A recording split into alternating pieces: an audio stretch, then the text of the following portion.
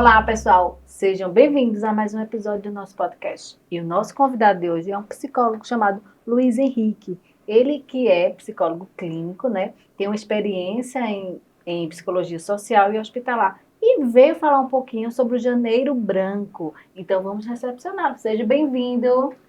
Obrigado, eu agradeço, né, pela essa oportunidade. Eu fico muito feliz quando se trata, especialmente, da gente abordar sobre a temática do psiquismo, né, da saúde mental. Fico super feliz. Então seja bem-vindo, Uhum. Luiz. E o nosso bate-papo vai ser bacana, né? E vai levar muito conhecimento para as pessoas que estão em casa. Uhum. Então, assim, para que a gente pudesse começar, quem é Luiz Henrique? Eu dei Uhum. uma breve aí, né? Mas, assim, ninguém melhor para falar de você do que você mesmo. Certo. Como você bem falou, né, meu nome é Luiz Henrique, né, eu sou psicólogo. E aí, curiosamente, eu fiquei bem grato assim, pelo convite e feliz, curiosamente, esse ano eu faço 10 anos de formação, né? E aí, quando me passaram o roteiro, que eu dei uma visualizada, eu fiquei até emocionado, porque a gente faz um filme daquele percurso que a gente já fez durante esses 10 anos, né? E aí, a psicologia, ela chega para mim, eu sempre fui um sujeito muito curioso com relação às questões do sofrimento, né, das questões psíquicas do sujeito, isso me interessava muito, isso me chamava muita atenção. Eu acho que eu sempre fui aquele jovem, aquele adolescente que estava muito próximo das pessoas, de ouvir, né, de acolher, de tentar de alguma forma resolver, né, a problemática. Então eu acho que isso já foi me aproximando da psicologia e fazendo com que eu decidisse optar pelo curso, né? E aí fiquei feliz com essa oportunidade de poder, um marco, né? 10 anos De é 10 bastante anos, experiência que pode isso. ser, né, passada para o outro, né? Uhum. A gente não tem um tempo tão hábito, mas o pouco tempo que tivermos, vamos dar essa qualidade para essas pessoas que estão em casa, através dessa sua Exatamente. experiência.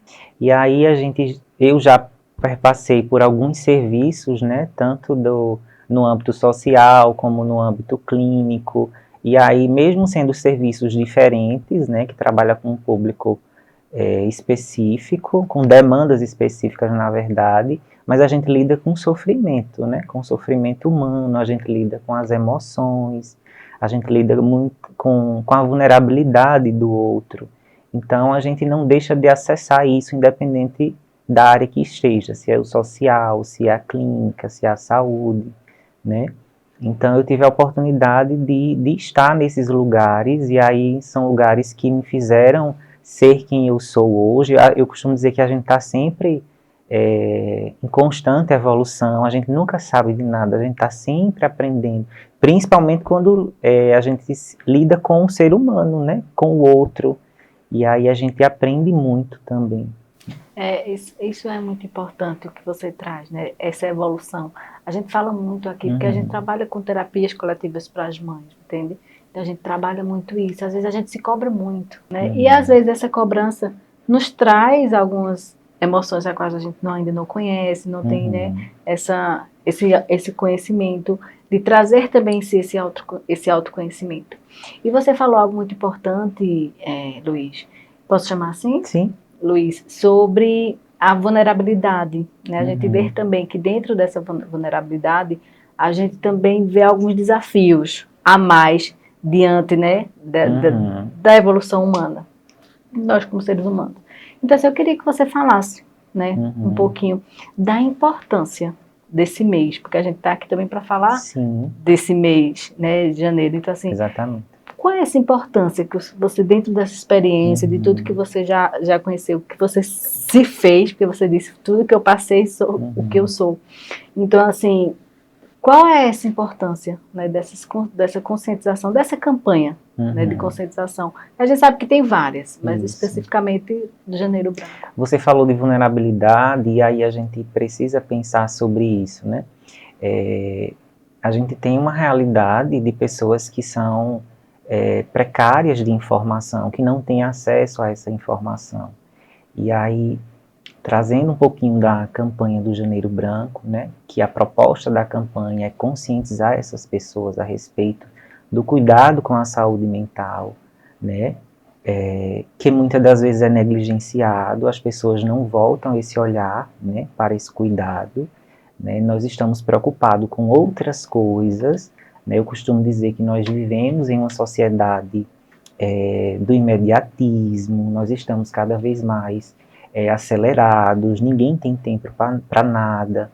Então, a saúde mental ela é negligenciada, ela é deixada de lado, porque é vista como algo que não é uma prioridade, né? Eu costumo dizer que as pessoas estão indo em busca dos tratamentos de emergência, né? Eu vou para uma emergência, eu vou procurar uma ajuda profissional em uma emergência. E aí a gente sabe que a emergência ela é para suprir uma necessidade naquele momento. Mas o que é que eu faço por trás disso?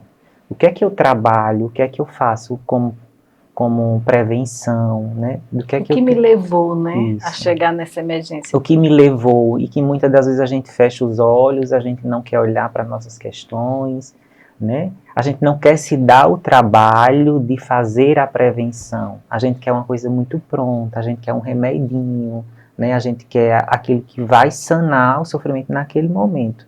Mas não se tem o trabalho de fazer a prevenção, de cuidar, né, da saúde emocional. Então, a importância, né, desse mês é trazer essa conscientização Uhum, para essas pessoas. Mas, assim, na sua opinião, você acha que seria só em janeiro ou uhum, deveria ter algo a mais para que as pessoas elas possam entender essa uhum. importância? Curiosamente, tem um instituto, né, que trabalha muito a campanha anualmente. E o lema da campanha esse ano é o que fazer pela saúde mental agora e sempre, né? A campanha ela foi criada em janeiro com um objetivo, né? O janeiro a gente é um momento que a gente está reiniciando, a gente está construindo um novo ano, né? Metaforicamente a gente pode pensar o janeiro como uma folha em branco, né? Que eu tenho a possibilidade de reescrever, né? De pensar diferente, de novas metas, novas perspectivas. Então, estrategicamente pensou-se no janeiro para tratar das questões voltadas ao cuidado com a saúde mental, visando isso, né? É um início de ano, é um novo tempo, é um novo momento. Então, me dá a possibilidade de poder escrever nessa folha em branco, né? Aquilo que eu quero para a minha vida. E aí a gente estava falando sobre a questão da vulnerabilidade, né, das pessoas que têm essa necessidade, que muitas das vezes não têm acesso ao conhecimento, aos serviços, e aí a gente precisa acolher essas pessoas, a gente precisa disseminar, a gente precisa propagar para que essas informações possam chegar a essas pessoas. Eu acho que mais na frente a gente vai falar um pouquinho sobre a questão das mães, né, a dificuldade que elas enfrentam com relação, trazendo para as demandas do Instituto, né? Sim, e justamente eu já ia, né, me Uhum, encaminhar em relação a isso, através dessa sua experiência que você tem, né, essa importância de deixar para as mães esse cuidado de uhum, se auto, né, de se autocuidar, de se ver, de conseguir se enxergar, entender, a gente sabe que é desafiador, a gente não sim, pode também dizer que não, porque são totalmente, uma estrutura totalmente diferente, a gente sabe que é um tratamento multidisciplinar, uhum, né? Mas assim, dentro desse mês de janeiro, né? O que é que a gente pode, o que é que você pode levar para ela dessa importância como uhum, uma mãe atípica, de se sim, ver? sim. É super importante, porque quando a gente pensa de uma mãe, de uma criança neuroatípica, né, a gente pensa naquela mãe que se abdica de muita coisa, que deixa de viver a sua vida. E a gente está falando de um sujeito que tem as suas necessidades, que tem os seus desejos, que tem as suas vontades e que precisa, de uma certa forma, se cuidar. Mas aí elas abdicam para cuidar dessa criança que se apresenta com uma necessidade, com alguma especificidade, né, um transtorno. E aí eu costumo dizer que é muito desafiador. principalmente, Williane, quando a gente se depara com mães que muitas das vezes vivenciam essa maternidade solo, né? A gente ouve relatos, por diversas vezes eu ouvi relatos de mães em consultório, né? E aí, trazendo um pouco também da minha experiência dentro de uma instituição filantrópica, né? Numa PAI, que eu trabalhava com crianças com transtorno do espectro autistas, e aí recebia inevitavelmente essas mães, e essas mães chegavam adoecidas, porque não sabiam o que fazer, não tinham conhecimento, né? Muitas das vezes vai para o médico dá o diagnóstico de autismo e fica solto, e essa mãe não sabe o que é autismo, né? Então, essas mães estão em sofrimento, e aí eu estava falando sobre o abandono, né, a vivência da maternidade solo, e só isso por si só já é um peso muito grande para essa mulher, e que muitas das vezes ela se coloca no lugar de não poder fazer diferente, né? Eu não posso fazer diferente, eu não posso ser diferente, eu tenho que entregar a minha totalidade para esse meu filho. E aí são mães que são abandonadas. Eu vi relatos de mães que diziam, você está louca, né? Você está procurando doença para o seu filho, né? E aí a gente já entra por um outro discurso, pela questão do tabu, do preconceito, né? Com relação à saúde mental, aos transtornos. Da própria falta de aceitação. Da própria falta de aceitação, né? Que a gente entra no processo as famílias entram no processo de negação.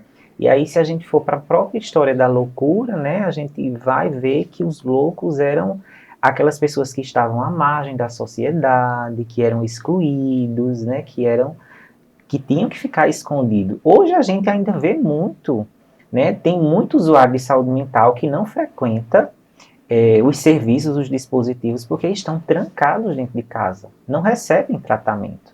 Então, existe esse tabu, esse preconceito. Eu não vou mostrar esse meu filho que se apresenta faltoso, que se apresenta com uma certa deficiência para a sociedade. Porque mostrar esse meu filho para a sociedade é mostrar uma falha, né? É se mostrar faltoso, né? Então a gente vai excluir essa criança, a gente vai esconder essa criança. E eu costumo dizer que as mães de crianças neuroatípicas são mães super-heroínas, né? Que vão em busca, que lutam por essa criança, que vão em busca de tratamentos e são vistas como as loucas da família, né? Você é louca. E aí não tem apoio, não tem suporte do companheiro, né? Dos outros familiares. Infelizmente, a gente se depara com essa realidade e que é um agravante para a saúde mental dessa mulher, que também precisa do suporte emocional, né? Quando a gente fala do cuidado da criança, a gente precisa também falar do cuidado extensivo para essa cuidadora, né? Muitas das vezes eu precisei deixar de atender a criança para dar suporte a essa mãe. Pronto, inclusive, Luiz, o nosso diferencial aqui no ITEAC, que a gente percebeu, é esse cuidado com as mães, né? Infelizmente eu falo mães, porque é como você falou, né? A maioria é abandonada, né? Então 86%, veja, é uma porcentagem muito alta de mães que são abandonadas pelos seus parceiros. Quando tem um diagnóstico como o TEA, um TDAH, né? Ou algum neurodivergente, algum transtorno. Então, assim, isso é mais um ponto, né, para que essas mães elas passem a buscar ajuda e se conhecer também, se permitir. Né? Então, o nosso diferencial que a gente viu é esse, é o cuidar e acolher essas mães. Porque a gente conseguindo acolher elas, a gente conseguindo que elas se enxergue, se veja, né? Ela consiga entender um pouquinho quem ela é, porque a gente está sempre em evolução, mas assim, entender um pouquinho quem ela é, de trazer esse autocuidado para ela, a gente está vendo o resultado para com as crianças, né? Feito você bem disse, veja, eu tive experiências de que eu tive que deixar de atender a criança para atender a mãe, porque realmente é uma sobrecarga muito pesada. E a gente sabe que existe já estudos, né, que fala que o quê? Que uma mãe dessa, ela traz um estresse de um soldado em guerra. Então ela vive, né, assim, a qualquer momento sentindo-se ameaçada. Né? Então, assim, é importante a gente trazer todos esses pontos nesse tema hoje de janeiro branco, para que elas passe a entender, né, que todos nós temos dificuldades e desafios, mas que o dela, né, pode ser algo que ela também não esperava, por isso que a gente também já falou lá atrás sobre essa aceitação, né? E que não se culpem, né, Oliane? Que não se Isso. culpem por, em algum determinado momento, ter que se priorizar um pouquinho, Sim. ter que reservar um tempo para se cuidar. Entender que é um sujeito que é ali que demanda algumas necessidades, até para que possa ajudar, dar suporte para esse filho. Porque, na maioria das vezes, elas se colocam no lugar de que não pode, né? Tem que ser super-heroína a todo momento, né? Exatamente, é exclusivo para a criança. E aí, quando volta esse olhar de cuidado para elas estão deixando de fazer alguma coisa para essas crianças. E a gente poderia também, Luiz, falar um pouco que não é só essas mães atípicas, né? Nós também temos os nossos desafios todos os dias. Eu posso até dar como um exemplo, essa semana, vou dar um exemplo meu, eu até ri, porque realmente aconteceu. E eu acho importante trazer isso, porque às vezes eles veem que como se nós não tivéssemos problemas também, né? E acho que é importante a gente falar que somos seres humanos, né? Então, assim, esses dias até brincando com uma psicanalista aqui, eu até fiz uma pergunta a ela: será que é demais eu querer passar um dia sem meu filho, sem... Veja, e a gente estudamos sobre isso, sabemos, mas assim, a prática é diferente da, né? Então, assim, eu brincando com ela, a gente brincou. Eu acho que eu estou precisando de um dia só para mim. Eu não quero marido, não quero mãe, não quero filho, não quero nada. Então, assim, às vezes, eu estou falando isso para a gente ver essas limitações nossas, né? De poder passar sobre isso. Então, eu estava me sentindo como se eu não fosse digna disso. Sim. Né? Então, assim, é bom trazer isso, que a gente tem a gente pode se permitir isso. E mesmo que não seja fácil, né? Mesmo que eu não tenha essa rede de apoio, porque a gente também sabe dessa dificuldade de rede de apoio. Muitas são abandonadas, famílias não entendem. Então, assim, diante desse contexto, dentro da sua experiência, né, de uma rede de apoio não tão boa, de não ter um parceiro que possa lhe ajudar, como é que essas mães elas podem se ver? Para que elas possam sair desse estado a qual elas se encontram, né? Porque muitas já estão depressivas, com ansiedade, e outros transtornos também, elas acabam também adquirindo, né?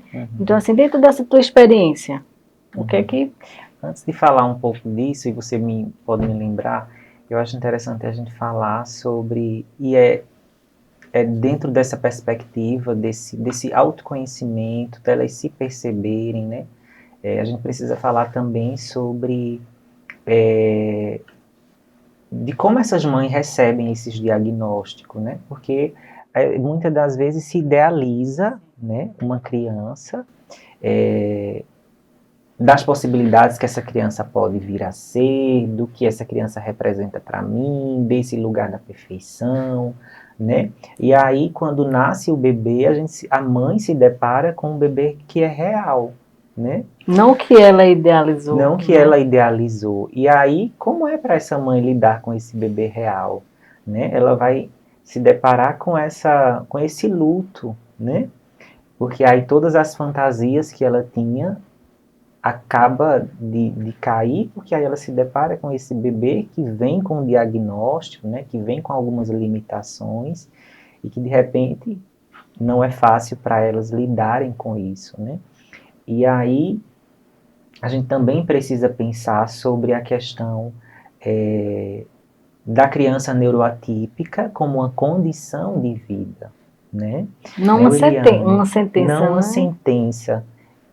Eu digo mais, as mães precisam olhar para os seus filhos como seres singulares, né, que têm a sua particularidade, que têm a sua subjetividade, né? Porque uma criança que é diagnosticada, a gente está usando o exemplo do TEA, né? Ela vai ter um diagnóstico para o resto da vida, né? Claro que aí tem a questão nível de suporte 1, suporte 2, e aí a criança pode se desenvolver e de repente, né, vai criando habilidades e aí vai criando uma certa autonomia e melhorando, né? Mas aí... Ou também não, né? Isso. Dependendo do... Porque há uma crença de que então eu vou investir, eu vou buscar tratamento, eu vou buscar ajuda para os meus filhos, porque eu vou nessa busca de uma cura. E aí eu costumo dizer, conversar com essas mães, que elas precisam olhar para essa criança e enxergar a partir do que elas são. E aí isso facilita muito o processo de desenvolvimento dessa criança, né? Porque eu passo a legitimar, eu passo a reconhecer que o meu filho é dessa forma. E não criar mais expectativas, Isso. né? Porque assim, toda vez que eu vou criar essa expectativa e eu não posso vir a ter esse resultado, eu vou mais uma vez vivenciar esse luto, essa frustração. Isso. Então isso é Pensando dessa forma, vai facilitar o prognóstico, vai facilitar esse desenvolvimento dessa criança, porque ela exclui. Claro, a gente precisa do diagnóstico para que a criança possa continuar fazendo tratamento, né, fazendo as terapias, mas ele não é só esse diagnóstico. Quem é essa criança, né? Essa criança é João, né, que é um menino super inteligente, que tem outras habilidades, e por aí vai. E se a gente também for pensar o que é inteligência, não é só voltada a uma parte pedagógica. Né? A gente tem um mundo de experiências dentro dessa própria inteligência. Cada ser humano tem a sua inteligência individualizada. Né? A gente às vezes se pega muito, porque diz assim, meu filho ainda não sabe ler, e eu queria que ele lesse. Mas assim, qual é a habilidade que ele tem? Qual é outro tipo de inteligência que ele vai... Né? Às vezes ele não sabe ler, mas ele tem uma inteligência de que pessoas que leem e não sabem. Então, assim, a gente se apega muito também, eu acho que é a parte social, né? O que a sociedade pode nos trazer. O modelo, né? O que é aceito pela sociedade. Ou o que é certo ou errado. Aquele que difere, a gente tende a esconder, a gente não quer dar vez, a gente não quer dar voz, oportunidade, para que essas crianças possam aparecer e serem protagonistas da sua história, né? Então é super importante pensar nisso também. E, dentro da sua experiência, como é que você pode, né, trazer em relação a como elas podem se ver, né, com pouco apoio, com pouca rede, a rede de apoio, que a gente sabe que muitas das vezes que seria a principal rede de apoio, e muito embora é a primeira que abandona, seria a família, né? Seria esse próprio núcleo familiar, esse pai que poderia estar ali dando suporte para essa mãe e fazer com que para ela o processo se tornasse muito mais fácil, né? Mas aí a gente vê cada vez mais de instituições, de movimentos sociais que lidam e que trabalham com a temática. E aí, como eu estava falando, quando essa mãe entende e aceita esse processo dessa criança, como se apresenta, então ela pode ir em busca desses lugares, dessas instituições, desses serviços de saúde, para que ela possa se apropriar disso que é dela, que é uma realidade dela, uma realidade da família, uma realidade da criança, e aí ela se apropriando disso, o processo fica mais fácil, né? Outra coisa também que funcionava muito é essa relação da troca de experiência com os pares, né? Que elas se fortalecem, que fazem um círculo de amizade, né? Que trocam experiências, como é para você, o meu filho é dessa forma, e isso tudo vai facilitando com que as vivências com essa criança que neuroatípica, que tem algumas necessidades, vá se tornando cada vez mais fácil, né? A gente vê muito também aqui elas se ajudando entre si, não só em forma de comunicação, mas realmente de ajudar. Hoje eu vou ter que ir ao médico para ela, né? E você pode ficar com meu filho, então a outra está dando esse suporte para quem não tem essa rede de apoio. Então acho que você falou muito importante, essa comunicação entre elas, essa rede de comunicação, onde também elas podem ter o suporte entre elas mesmas, né? Então, assim, quando a gente tem esse respeito, né, a gente conhece a dor do outro, porque eu costumo dizer assim, que o preconceito é a falta de conhecimento, né? Eu tenho, a própria palavra fala, né? Então, assim, é um preconceito existente porque eu não conheço. Então é mais fácil eu julgar do que eu respeitar dentro de alguma aceitação. Sim. Então, assim, mais uma vez, diante das suas experiências, né, o que é que você pode trazer mais de conscientização desse Janeiro Branco para essas mães? É se reconhecer enquanto sujeitos, né, que estão suscetíveis às falhas, né, elas se colocam nessa posição de serem super-heroínas, né, e aí a gente esquece que o super-herói também, em algum momento, ele tem a sua vida particular, né, ele tem a sua vida, tem o seu lado humano. Então é super importante que essas mães possam olhar para si, respeitar os seus limites, né, buscar ajuda se necessário, falar dessas dificuldades, né, para que elas possam se sentirem fortalecidas e poderem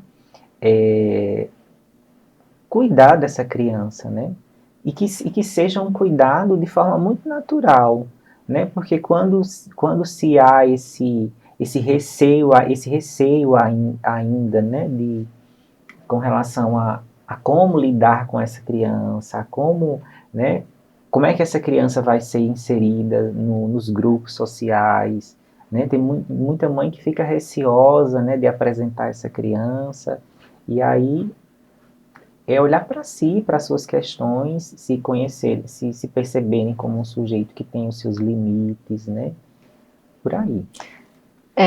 Nós trouxemos algo assim que eu acho muito importante dentro desse bate-papo, que é uma palavra chamada perfeição. Né? Às vezes, eu costumo dizer que as nossas frustrações ou outros sentimentos e emoções que a gente sente, vem muito de querer ser perfeito, que está voltado a essa parte super-heroína, né? Então, assim, o que é que você também pode deixar para essas mães sobre essa perfeição? Porque a gente sabe que perfeição não existe, né? Primeiro, estamos aqui para evoluir. Então, você ser perfeito já é algo que não está, vamos dizer que já não está tão correto assim, né? Então, eu não consigo ser perfeita. Mas, assim, o que é que você pode trazer dentro disso? Porque, às vezes, por que eu estou te pedindo isso? Porque, por histórias que também já ouvi aqui, é que elas se acham imperfeitas, que é o natural da vida, embora nem todos vejam assim, por ter um filho assim também, né? Elas se culpam, a culpa vem disso, dessa perfeição em si. Então, assim, o que é perfeição? Isso. Veja, esse lugar da mãe, eu costumo dizer que é um lugar muito... muitas das vezes se coloca nesse lugar muito punitivo, né? Me parece que a mãe, ela tem que estar nesse lugar da perfeição. A mãe não erra, né? Quem disse que a mãe não erra, né? A mulher é colocada nesse lugar, isso é idealizado isso para a mulher, enquanto lugar da perfeição. E aí isso também, vindo de outras discussões, a gente percebe que a cultura do machismo, né, de que a mulher tem que suprir, né, e carregar todo esse peso e abraçar toda essa demanda, e tem que ser uma mulher 100% perfeita, uma mãe 100% perfeita, uma dona de casa, tem que trabalhar. Então a mulher, ela exerce vários papéis e tem que ser muito... boa em tudo, né? Boa em tudo, não pode falhar. Porque se falhar vai ter alguém que vai ali apontar esse defeito, né? Então, culturalmente, isso é enraizado na cultura, né? A mulher já nasce com isso, né? De ter que ser muito perfeita, não pode se apresentar com alguma falta, né? Com alguma falha. É muito bom falar sobre isso, né? Porque a gente percebe muito isso, sobre essas perfeições, não só no mundo atípico, mas no mundo como um todo, né? Somos humanos. E também trazer e dizer sobre essa singularidade a qual você falou, que todos nós temos. Porque se a gente for ver por um lado, pelo lado macro, a gente subentende que todos nós temos uma singularidade e uma limitação, né? Ninguém sabe tudo, não podemos tudo, é uma coisa de cada vez, temos que nos conhecer. Então, assim, é importante para que elas possam entender que todos nós temos desafios. Sim. Né? E dentro desses desafios temos os nossos limites. Mas a gente não pode o quê? Se perder, Isso. né? Entender também que o sofrimento ele é inerente à condição humana, né? Ele é inerente e aí a gente não está livre disso, né? Esse lugar da perfeição não existe, né? É algo inalcançável. Ninguém pode ser 100% perfeito. Então aí já é algo que nos faz refletir, que nos faz sair desse lugar. É até bom que não seja perfeito, eu costumo brincar, é até bom que não seja perfeito, que não vá em busca dessa perfeição. Porque não existe, chega um momento que cansa, é exaustivo, a gente não dá conta de ser 100% perfeito o tempo inteiro. Não há, na verdade, né? Quem vai em busca disso acaba em algum momento se decepcionando, adoecendo, porque não alcança, é um lugar inalcançável, né? Então, pronto, você chegou justamente aonde tudo isso nos levou. Isso não, o feito você falou, isso não existe e vai acabar nos adoecendo. Que, na minha concepção, no meu ponto de vista, né, é o que está acontecendo. Né? Então, assim, acontece muito por vários fatores, mas eu acho que tem uma parte muito grande, né, dessa perfeição, de buscar isso e não alcançar, e acaba adoecendo o ser humano. Né? Então, assim, eu acho que tem muito isso dentro de nós como indivíduo. Isso. A gente não pode esquecer também desses fenômenos que são atuais, das redes sociais, né? Que é esse lugar muito bonito, do belo, da perfeição, e que a gente vai se comparando, né? Porque as pessoas na rede social se apresentam muito bonito, muito perfeito, não há falha, então a gente vai, a partir das nossas fragilidades, a gente vai se comparando com essas pessoas e acabam achando que é diferente, né, que não consegue, que tem algum problema. Que tem algum problema, quando na verdade isso é um mundo fantasioso, né? E aí a gente é um tema bastante amplo, né? Que aí as pessoas também estão adoecidas em função disso, né? Daquilo que a gente o tempo inteiro está sendo bombardeado de informações, né? Que vem da rede social e que acaba prejudicando muito, porque a gente vai tentando corresponder a uma expectativa que muitas das vezes foge daquilo que eu sou. Né? A gente vai se perdendo do que eu sou, do que eu quero para a minha vida, do que eu acredito, do que eu desejo. Inclusive, essa comparação também pode trazer até uma certa vergonha, né? Poxa, por que eu sou assim? Né? Então, esse adoecimento vem com tantos outros sentimentos, com tantas outras emoções, que às vezes está tudo tão misturado, né? Que a gente não consegue nem colocar cada qual no seu lugar. Então, assim, é importante a gente frisar também sobre essa comparação a qual você traz. Eu costumo muito dizer que comparação é desleal. Sim. Né? Porque quando eu estou me comparando com o outro, por que eu estou me comparando com o outro?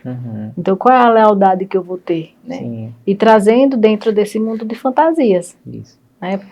A gente pode usar o outro como referência, é diferente. Eu me identifico com aquela pessoa, né? É alguém que eu posso usar como uma referência de alguém que eu possa, de repente, fazer o que ela faz, mas não ser igual.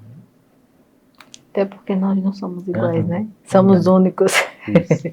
Mas aí isso é um trabalho de autoconhecimento, né?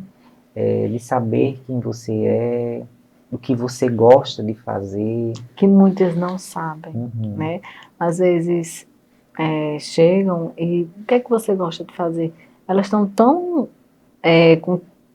perdidas que elas nem lembram do que gostavam de fazer, elas nem sabem mais o que gostam de fazer. Né? Então, assim, eu sempre, quando eu estou atendendo algumas delas, eu sempre trago isso. Qual é o seu prazer diário? Sim. O que é que você está fazendo para você? E muitas não sabem o que faz, o que traz prazer, né? Já faz no automático. Então, assim, dentro desse autoconhecimento, da tua experiência, que eu sei que é muito maior do que a minha, o que é que você pode deixar para que elas possam se ver, possam se valorizar, né?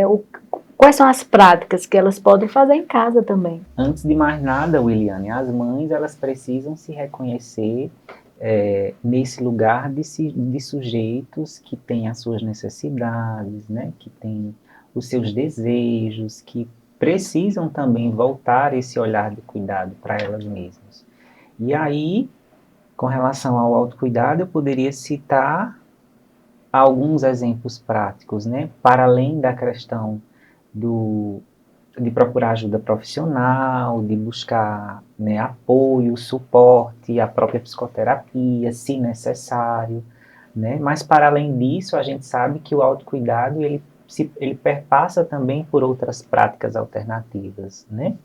Como o exercício físico, né, que remete muita qualidade de vida, né, uma alimentação saudável, é, coisas que essa mulher, que essa mãe gosta de fazer, isso tudo faz parte desse, eu costumo dizer, apesar de não ser terapia, é um momento terapêutico, né? É a gente fazer o que gosta, né? Procurar fazer uma prática de uma atividade física, né? Poder se cuidar, olhar para dentro de si, enquanto mulher, enquanto, né? Buscar essa coisa que eu costumo dizer que é nossa, né? Que é a nossa essência, né? Que é aquilo que nos faz nos sentir humanos, nos Estamos sentir vivos. vivos, né? Eu Então, gosto muito de dizer, Luiz, os três pilares eu gosto de colocar, né? Que é o biológico, que é tudo isso sim, que você traz, o, o emocional, né? Que é uhum, aquilo que é tratado dentro da terapia, exatamente, dentro da alma humana, e uhum, o espiritual, porque faz parte, sim, né? Então, assim, a gente ter essa conexão, trazer dentro dessa sua essência, essa conexão com uhum, o divino, eu não estou falando de religião, uhum, mas é um pilar importante, são três pilares importantes para que possamos viver melhor e viver bem uhum, consigo mesmo. Né? Porque eu uhum, costumo dizer que amor próprio é você viver bem consigo mesmo. Né? sim, Então, quando eu me conheço, não vou conhecer 100% porque estou em evolução, mas quando eu me conheço, se lidar um pouco com as minhas emoções, consigo a controlar, porque todo mundo tem emoções, uhum, trabalho o meu biológico e trabalho o meu espiritual, então eu estou num bom caminho. isso. Né? A gente é esse sujeito que exatamente que você fala, né? Nós somos um ser biológico, fisiológico e psíquico, né? Então a gente precisa cuidar também. Para além desse cuidado físico, biológico, a gente precisa cuidar do nosso psiquismo, né? Sim. Luiz, olha, foi um prazer e uma Uhum, satisfação, né, você estar aqui e aceitar passar toda essa sua experiência uhum, que você tem de 10 anos.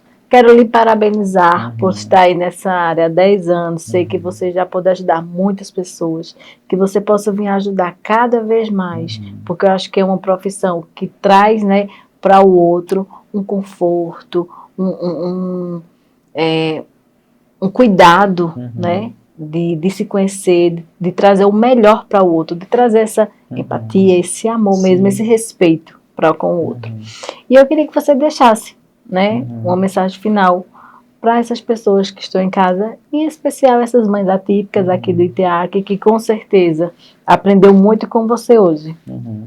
Eu que agradeço, Williane, pela oportunidade, né, de estar aqui, de falar de uma temática que eu sou super apaixonado e aí sou bem suspeito para falar, no tocante às questões emocionais, ao sofrimento psíquico, né, que a gente sabe que é de uma delicadeza muito grande e é preciso ter uma certa sutileza para tocar, né, nessas questões. Tem uma frase que diz: ao tocar numa alma humana, seja Seja. apenas uma alma humana. Então é muito disso, né? É essa responsabilidade que a gente precisa ter enquanto profissionais da área de saúde mental. Né? E para as mães que nos ouvem, que estão nos acompanhando, né, que vocês possam se reconhecerem enquanto sujeitos, enquanto pessoas que têm as suas necessidades e que possam reconhecer os seus limites, né? Nós somos sujeitos que temos os nossos limites e que em algum momento nós podemos falhar, nós podemos errar, né? Nós falávamos da questão da perfeição, né? Sair desse lugar da perfeição que não existe, que muitas das vezes é inalcançável e que a gente vai fazendo o que é possível, a gente vai fazendo o nosso máximo, a gente vai dando o nosso melhor. Acredito que elas vêm dando o melhor delas, oferecendo esse cuidado, essa proteção para essas crianças, mas que também a importância de olhar para si, de cuidar para si, sem se sentir culpada, né? E aí, quando vocês olharem para vocês, para as questões de vocês, é possível que o cuidado com as crianças, ele vai se dar de forma natural, né?